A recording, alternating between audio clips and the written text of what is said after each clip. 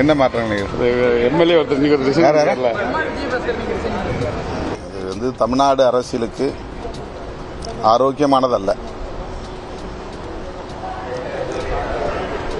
என்ன பின்னணியில் அவர்கள் இதை செய்கிறார்கள் என்பது தெரியாது.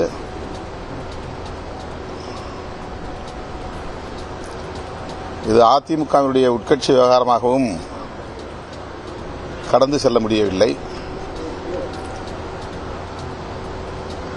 மக்களால் தேர்ந்தெடுக்கப்பட்டவர்கள் திடீரென பதவி விலகும் சூழல் ஜனநாயகத்திற்கு உகந்ததல்ல. கூட்டணி கட்சிகள் எம்எல்ஏக்கு நம்பிக்கை இல்லாமல் வெளியிலிருந்து அதிமுக அதுக்கப்புறம் கொண்டு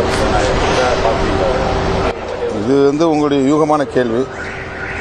யூகமான கேள்விக்கு நான் யூகமாக பதில் சொல்ல முடியாது. நாங்கள்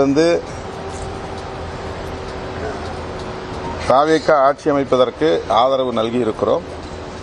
அந்த நிலைப்பாட்டில் உறுதியாக இருக்கிறோம். அந்த ஆட்சி 5 ஆண்டுகள் தொடர வேண்டும் என்பதிலும் தெளிவாக இருக்கிறோம். அதிலே எங்களுக்கு எந்த மாற்று கருத்தும் இல்லை, ஊசலாட்டமும் இல்லை. முதல் நாள் சந்திப்பிலே சொல்லிட்டேன். முதல் நாள் சந்திப்பிலேயே இடைத்தேர்தல் எதிலும் நான் பங்கேற்கப் போவதில்லை என்று சொல்லிவிட்டேன்.